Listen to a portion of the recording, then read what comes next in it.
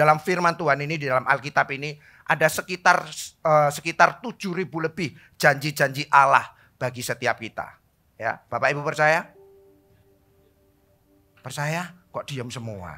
Kalau percaya nanti coba hitung sendiri nanti ya. Ada 7.000 lebih janji-janji Allah bagi setiap kita. Dan percayalah, janji Tuhan itu selalu akan ditepati dalam kehidupan setiap kita. Kalau Bapak Ibu lihat janji Tuhan di dalam kehidupan Abraham, apa yuk coba janji Tuhan dalam kehidupan Abraham? Nah, ini masih satu loh, belum 7.000, masih satu. Janji Tuhan buat Abraham, Tuhan itu akan memberikan keturunan dan dia akan memberikan negeri yang akan dijanjikan. Dan itu digenapi setelah bertahun-tahun di dalam kehidupan Abraham. Janji itu digenapi. Betul nggak? Apalagi janji Tuhan terhadap keselamatan bagi setiap umat manusia. Kalau kita sekarang jelas sudah tahu. Janji Tuhan tentang keselamatan adalah diberikan Tuhan Yesus dalam kehidupan setiap kita. Supaya kita tidak binasa. Supaya kita semua diselamatkan. Amin. Janji Tuhan tentang perlindungan itu adalah janji Tuhan kepada Daud. Tuhan selalu ngomong, aku akan menyertai engkau. Dimanapun Daud ketika dia berperang, ketika dia melangkah, Tuhan selalu menyertai Daud. Ya. Janji pemulihan Tuhan, khususnya hari ini saya akan ngomong tentang janji pemulihan Tuhan. Ya, kalau janji pemulihan Tuhan di firman Tuhan ada kepada Yeremia. Bagaimana Tuhan lewat Nabi Yeremia berjanji untuk memulihkan bangsa Israel. Ya. Dan saya mau ajak setiap kita bersyukurlah. Karena Allah kita, dia tidak hanya suka memberi janji, tetapi dia pasti akan mengenapinya di dalam kehidupan setiap kita. Amin. Oleh karena itu, hari ini saya kasih judul tema khotbah saya, dia mau, maksudnya Tuhan ya Bapak Ibu Saudara, dia mau dan dia pasti mengenapi janjinya di dalam kehidupan setiap kita. Khususnya, tadi saya ngomong janji pemulihan yang sudah Tuhan berikan di dalam kehidupan setiap kita. Apa yang perlu Tuhan pulihkan di dalam kehidupan Anda? Mungkin pernikahan kalian, atau mungkin secara perekonomian, atau mungkin tentang hubungan Anda antara orang tua dengan anak, atau apapun yang Tuhan mau pulihkan dalam kehidupan Bapak Ibu Saudara. Saya katakan lagi, dia bukan cuma suka memberi janji, dia pasti akan mengenapinya. Kalau nggak percaya, baca firman Tuhan. Ya, Yehezkiel pasal yang ke-12. Yehezkiel pasal yang ke-12. Sudah ketemu? Oh. Oke, Yehezkiel 12 ayat yang ke-25. Saya baca ya. Sebab aku Tuhan akan berfirman dan apa? Apa yang kufirmankan akan terjadi. Dia mau. Apa yang dia firmankan pasti akan terjadi. Dan firman itu tidak akan ditunda-tunda lagi. Sebab pada masa hidupmu, hai kaum pemberontak, aku akan mengucapkan suatu firman dan apa? Aku akan menggenapinya. Demikianlah firman Tuhan Allah. Dari ayat ini saya kasih tema khotbah tadi yang saya katakan. Dia mau dan dia pasti menggenapinya dalam kehidupan setiap kita. Firman yang jelas ini, firman Tuhan yang ngomong, bukan saya. Dia yang tadi ngomong ayat 25, apa yang kufirmankan. Apa yang Tuhan firmankan, apa yang Tuhan janjikan dalam kehidupan Anda. Khususnya pemulihan apapun dalam bidang kehidupan Anda. Itu yang Tuhan janjikan. Kalimat berikutnya ngomong apa? Aku akan menggenapinya. Tuhan pasti akan mengenapinya dalam kehidupan Anda semuanya. Amin. Ya. Dan hari ini lewat apa yang mau saya firmankan ini, saya mau ajak kita baca kitab Yeremia. Ya. Kita akan belajar dari kisah Yeremia. Kenapa Yeremia Bapak Ibu? Saya ini ketika kalau baca Yeremia ini, sebetulnya kalau dalam bahasa Jawa saya ini sakno sama Nabi Yeremia. Ngerti sakno? Kasihan deh lu. Ya. Nabi Yeremia ini kasihan. Ya. Dia dikenal kalau Bapak Ibu baca, dia dikenal dengan nabi yang suka nangis, cengeng. Mungkin kalau dites itu melankolis mungkin dia, tipenya mungkin. Ya. Dia itu cengeng, dia suka nangis. Kenapa? Ketika secara singkat aja ya, saya lihat kayak gini, Yeremia ini kenapa kok suka nangis? Dia itu merasakan hatinya Tuhan kepada bangsa Israel. Tuhan ketika lihat bangsa Israel ini, kehidupan bangsa Israel ini morat-marit gak karuan. Apa itu morat-marit? Amburadul. Ya, gak karuan, hancur.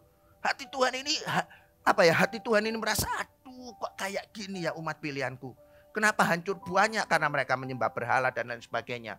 Dan Yeremia merasakan hati Tuhan. Aduh, itu sama kalau simpelnya kayak gini.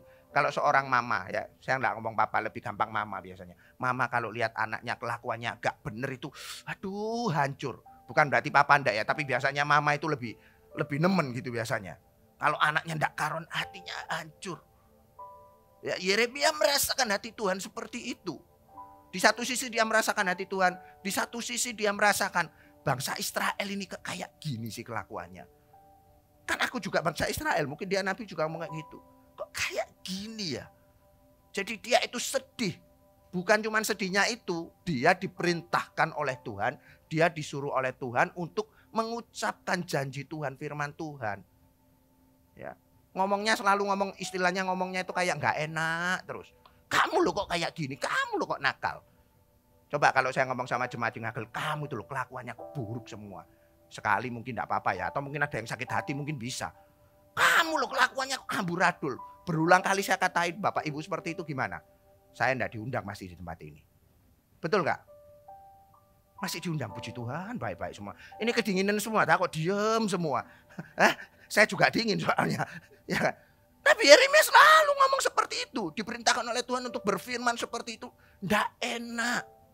Ya. Nabi Yeremia ini memulai pelayanannya ketika pemerintahan Raja Yosia itu berusia 13 tahun. Bukan Raja Yosianya, tapi ketika dia mulai memerintah selama 13 tahun, yaitu memulai pelayanannya Yeremia. Dan kalau Bapak Ibu Saudara tahu, itu sudah kerajaan Israel sudah terbagi dua, Israel Utara dan Israel Selatan.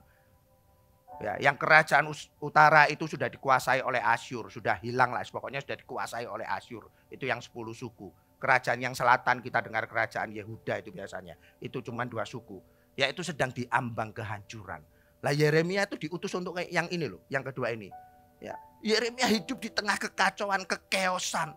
Ya, apa itu kekeosan, apa bahasa Indonesia lagi? Ya, pokoknya sudah seperti itulah. Ya, hancur lebur demikian kekacauan. Karena mereka menyimpang dari Tuhan. Dan Yeremia kirim surat kepada orang-orang buangan yang ada di Babel. Dan saat itu kalau Bapak Ibu Saudara tahu juga bait suci Salomo sudah hancur. Ya, bangsa Yehuda yang tadi ini kerajaan selatan sudah ditaklukkan di Babelonia. Mereka ada di Babel. Mereka jadi tawanan. Ya. Dan Tuhan lewat Nabi Yeremia ngomong sama Nabi Yeremia supaya Nabi Yeremia berbicara kepada orang-orang yang menjadi tawanan di Babel itu. Aku menjanjikan, ya, ayat yang terkenal, perancanganku adalah rancangan damai sejahtera. Ya, Yeremia disuruh ngomong sama orang-orang tawanan yang ada di Babel. Rancanganku adalah rancangan yang indah dan penuh damai sejahtera. Kalau Bapak Ibu Saudara jadi tawanan ketika dengar seperti itu, apa reaksinya? Saya percaya pasti macam-macam, tapi biasanya garis besarnya pasti 2. Yang mayoritas pasti bel, bujuk. Apa lagi, ngomong apa lagi. Banyak yang tidak percaya, mungkin ada yang aduh aku percaya. Tapi bayangkan di tengah situasi yang tidak enak seperti itu. Lewat Nabi Yeremia Tuhan mau memulihkan bangsa Israel. Dan yang seperti saya katakan tadi atau firman Tuhan katakan. Tuhan bukan cuma suka memberi janji. Dia pasti menggenapinya. Dan Tuhan genapi, Tuhan pulihkan bangsa Israel itu. Ya, setelah masa pembuangan selesai. Mereka bisa membangun lagi bait suci di Yerusalem.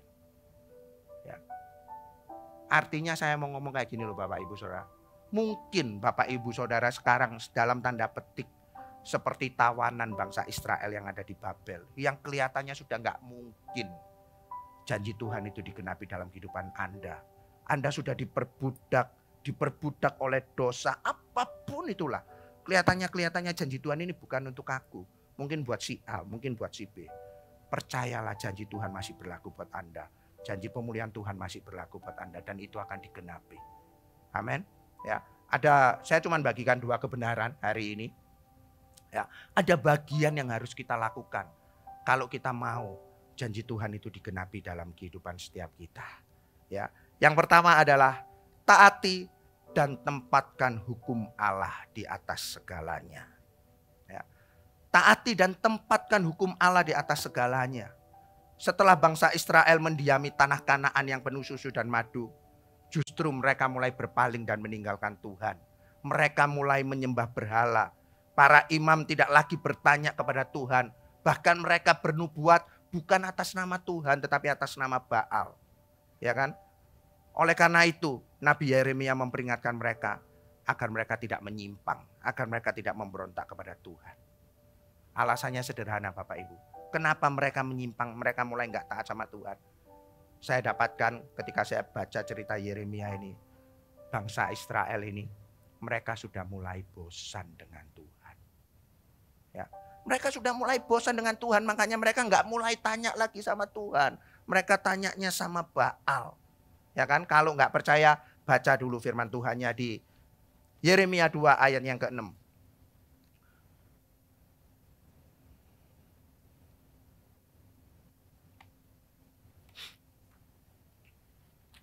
Oke, sudah ketemu? Yeremia pasal yang kedua ayatnya yang ke-6 berbicara seperti ini. Dan mereka apa? Tidak lagi bertanya, di manakah Tuhan yang menuntun kita keluar dari tanah Mesir? Mereka tanya, di mana Tuhan? Kamu loh yang nuntun aku ke tanah Mesir.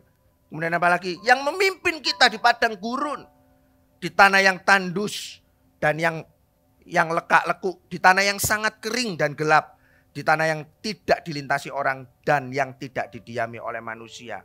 Mereka tidak lagi mencari Tuhan. Mereka nggak lagi bertanya kepada Tuhan. Bahkan mungkin bisa saya katakan Tuhan itu dianggap seolah-olah nggak ada. Ya. Seolah-olah kasih Tuhan yang sudah Tuhan tunjukkan ketika membuat mereka keluar dari perbudakan Mesir, ya sampai mereka masuk ke tanah Kanaan, itu nggak cukup. Mereka lebih memilih dewa Baal. Mereka lebih memilih dewa-dewa kesia-siaan. Mereka sudah mulai bosan. Ya.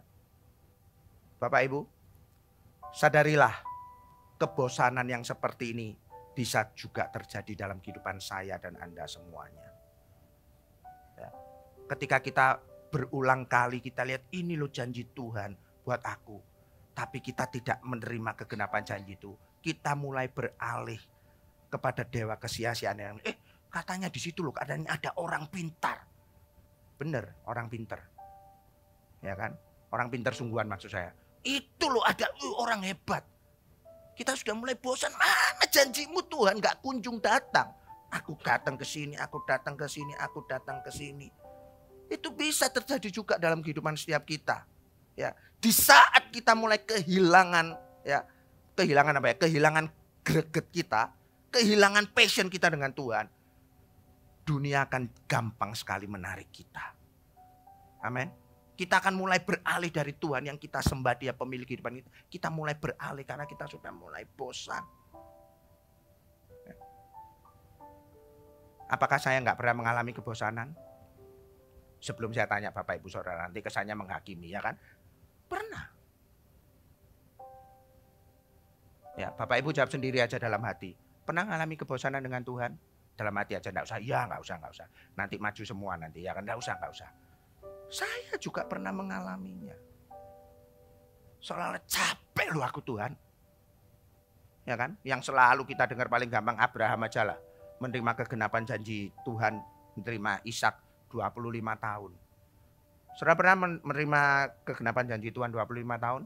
Saya yakin mungkin ada tapi cuma dikit. Banyak yang belum.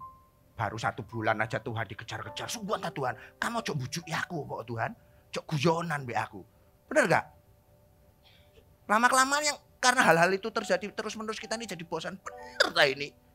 Bosan kita percaya sama Tuhan. Ya. Saya nggak mau panjang lebar waktu saya karena harus cepat gitu. Saya mau ngomong kayak gini. Bagaimana sih cara kita mengatasi kebosanan? Ini kadang yang saya lakukan. Ya. Komunikasi, ngomong sama Tuhan. Ngomong apa adanya. Ya, bukan ada apanya. Kebalik ya, dikit soalnya beda artinya. Ngomong apa adanya, Tuhan aku capek loh Tuhan. Aku loh kok begini no terus Tuhan. Seringan saya ngomong kayak gitu kan. Masih ada pastor yang lainnya loh Tuhan. Mbok ojo aku terus itu loh. Masih ada pastor Yohana juga ada gitu kan. Gitu kan. Jangan aku terus itu Tuhan. Saya ngomong apa adanya, kadang capek aku Tuhan. Ngomong Tuhan tahu kok. Dia Bapa yang baik. Nggak perlu nunggu waktu Anda ambil waktu sendirian ya, bukannya enggak boleh ya, boleh. Mau masuk kamar terus ngomong boleh. Saya seenaknya sendiri kalau ngomong sama Tuhan, saya lagi nyetir gitu, saya mau ngomong ya ngomong aja. Oke, ngomong apa adanya sama Tuhan. Ya. Caranya banyak lagi. Bagaimana? Ini yang paling ampuh Bapak Ibu Saudara. Ingatlah setiap kebaikan Tuhan di dalam kehidupan setiap kita. Ingatlah momen-momen spesial yang Tuhan berikan dalam kehidupan Anda. Saya percaya pasti semua pernah ngalami. Bener gak? Ada yang gak pernah ngalami? Ini kelihatannya dari tadi tenang terus. Ingatlah setiap kebaikan kasih setianya Tuhan. Dia selalu ada bagi setiap kita. Ketika engkau ingat itu engkau akan tahu. Oh iya ya, Tuhan masih beserta dengan aku ya. Oh iya ya, Tuhan masih menolong aku ya. Oh iya ya, Tuhan masih memelihara aku ya. Itu akan membuat hatimu kembali lagi kepada Tuhan. Kau gak akan condong ke yang lainnya. Paling gak seperti itu. Ya. Apalagi? Ya paling gampang. Ya. Ikutilah. Kayak kalau kita biasanya bosen dalam kehidupan sehari-hari. Biasanya orang ngomongnya healing. Betul ya? Ya sama. Maksudnya bukan healing untuk jalan-jalan, bukan. Ikutlah kayak retreat, kayak gitulah kurang lebih gitu loh. Ya, tanggalkan semua bebanmu, ambil waktu-waktu khusus dengan Tuhan. Supaya itu bisa mericas engkau, supaya engkau tahu Tuhan itu ada bagi engkau. Engkau tidak perlu berpaling kepada lainnya. Sehingga gak membuat engkau itu menyimpang kepada yang lainnya. Kepada dewa kesia-siaan dan lain sebagainya. Amin. Ya. Yang berikutnya selain bosan. Yang membuat kita tidak bisa mentaati hukum Tuhan itu. Lihat dulu ayatnya yang Yeremia pasal 2 ayat yang ke-31. Keturunan apakah kamu ini? Perhatikanlah firman Tuhan. Sudahkah aku menjadi padang gurun bagi Israel? Tuhan sampai tanya loh. Sudahkah aku jadi padang gurun bagi Israel? Atau tanah yang gelap gulita? Maka mengapa umatku berkata kami sudah bebas. Kami tidak mau lagi datang kepadamu. Tuhan itu sampai ngomong, aku ini sudah jadi padang gurun tak buat kamu. Aku ini sudah jadi gelap gulita tak buat kamu. Sampai kamu ini nggak mau datang lagi sama aku. Kamu pengen bebas. Nangkep maksud saya? Ya. Poin yang kedua, kenapa kita tidak bisa mengikuti hukum Tuhan? Karena itu kan tadi yang kalimat terakhir, kami sudah bebas, kami tidak mau datang lagi kepadamu. Ya. Karena orang Israel minta bebas. Ya. Karena mereka ketika ada hukumnya Tuhan, mereka seolah-olah terikat, mereka itu tidak bebas. Ya. Menurut saya loh Bapak Ibu, mereka kurang pintar. Kebebasan yang mereka cari sebenarnya atau justru memperbudak mereka.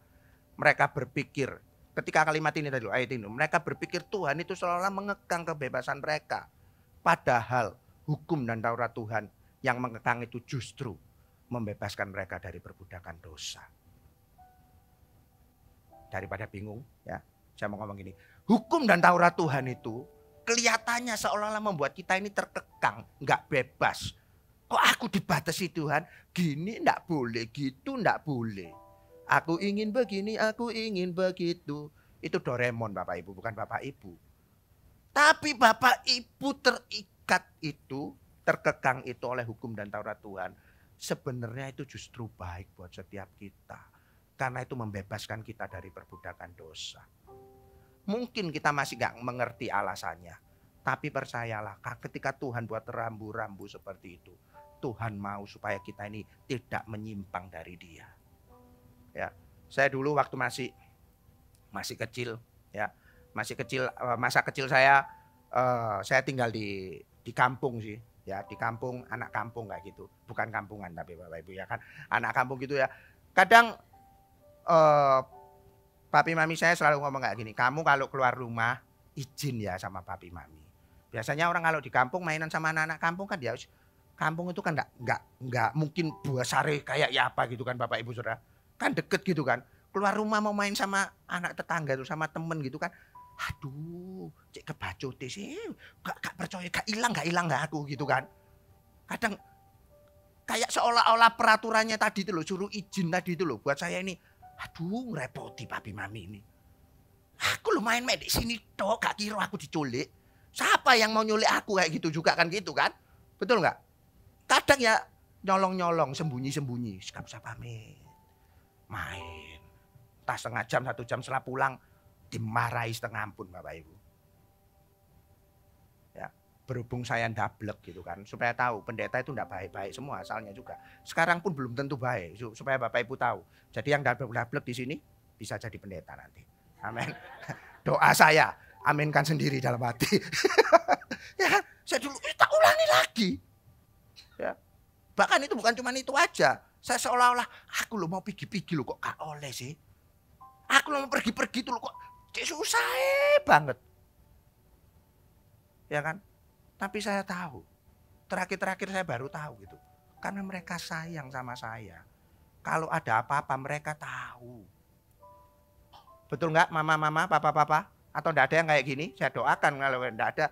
Supaya Tuhan memulihkan gitu kan. Supaya kembali ke jalan yang benar. Ya kan, seolah-olah peraturan itu dibuat aku ini terkekang. Enggak. Justru karena mengasihi, papi mami saya mengasihi saya, dia harus ngomong seperti itu. Sama seperti Tuhan kepada kita, kepada bangsa Israel. Peraturan yang Tuhan buat. Coba peraturan yang paling sederhana, suruh apa? Mengasihi, menghormati orang tuamu. Supaya apa? Supaya panjang umur dan Anda diberkati Tuhan. Jadi yang enggak uhau sama papa mamanya, jawab sendiri berarti itu. Umurnya pendek. Firman Tuhan loh, bukan saya loh itu ya. Ya kan? Banyak kalau ngomong kayak itu. Tuhan ngomong seperti itu supaya apa? Supaya kita nih hidup di dalam hukumnya. Kadang kita enggak tahu, aku pengen bebas, aku pengen bebas. Ingat Anda bukan Doraemon. Ya kan? Aku ingin begini. Bukan. Justru Tuhan ada hukum itu supaya kita benar hidup di dalam setiap jalannya. Ya, banyak hal kalau mau ngomong kayak gitu. Ya, poin saya dari poin yang nomor 1 ini supaya kita bisa hidup ya dan mentaati hukum dan peraturan Tuhan. Ayo dengan sungguh hati tempatkan itu sebagai yang utama di dalam kehidupan setiap kita. Sebetulnya hukum Tuhan itu sudah tinggal 2 aja kok Bapak Ibu. Di Perjanjian Baru sudah ngomong apa? Kasihlah Tuhan Allahmu dan kasihlah sesamamu manusia. Setelah cuma 2 itu aja. Simple. Lakukan itu aja. Maka Tuhan akan menggenapi apa yang menjadi janjinya di dalam kehidupan Anda. Apa yang Tuhan mungkin belum Anda terima pemulihan itu, Tuhan akan memulihkan hidup Anda. Amin. Poin saya yang kedua, apa yang bisa kita lakukan supaya janji Tuhan bisa kita terima dalam kehidupan setiap kita? Bersihkan hati kita. Ya. Bersihkan hati kita. Tuhan gak pernah main-main dengan perkataannya. Di saat kita sebagai umatnya yang setia, ya, maka Tuhan akan melindungi dan menyertai kita. Begitu juga sebaliknya. Ketika Tuhan ketika kita mulai berpaling dari Tuhan dan meninggalkannya, maka penghukuman, bukan berarti Tuhan jahat loh, karena kita tidak hidup dalam hukumnya. Tuhan itu sebenarnya gak pernah meninggalkan kita, kita yang meninggalkan Tuhan.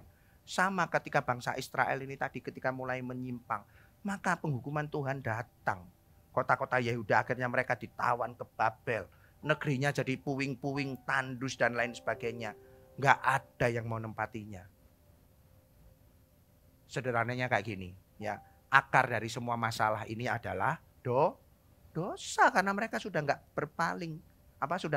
Sudah berpaling dari Tuhan. Nggak hidup sesuai dengan hukumnya. Mereka hidup di dalam dosa. Ya. Atau mungkin saya katakan hatinya mulai kotor.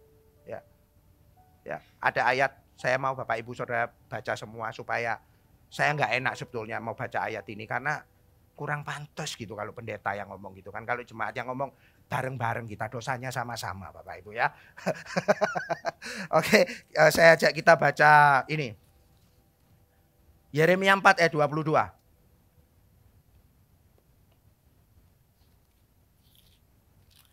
Yeremia pasal yang keempat ayatnya yang ke-22.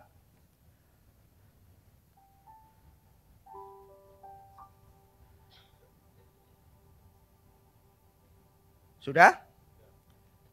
Bapak Ibu yang baca aja ya, saya hitung 1, 2, 3.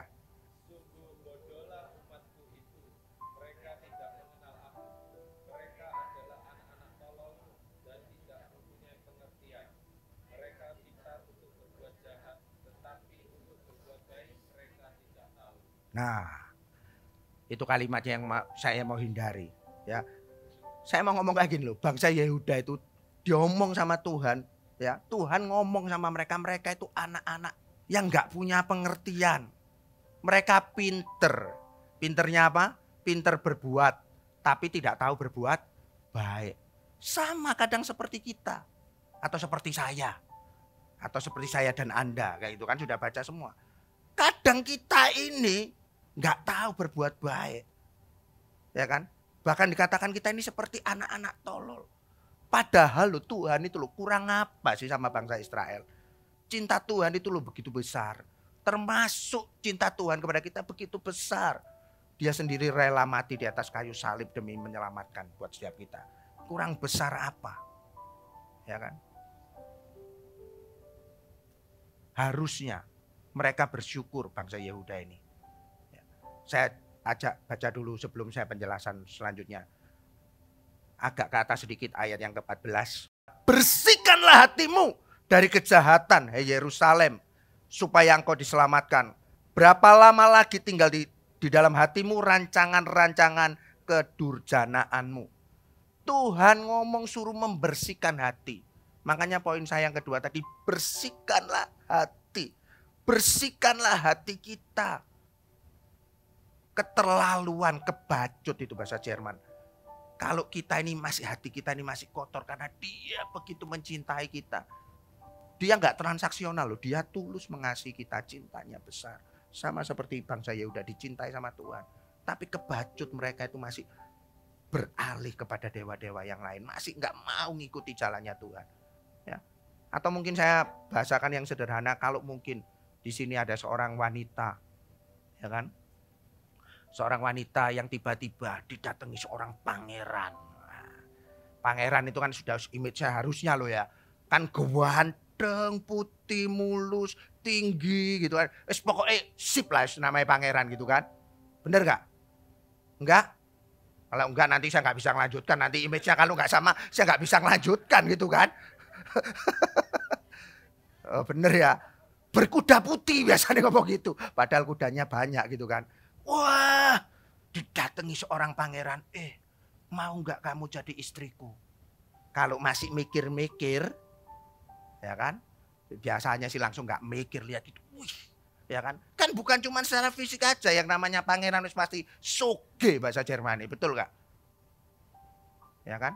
Aku tak berdoa sih ya. Amin. Oh iya ya, cocok kamu jodohku. Secepat kilat doanya gitu kan.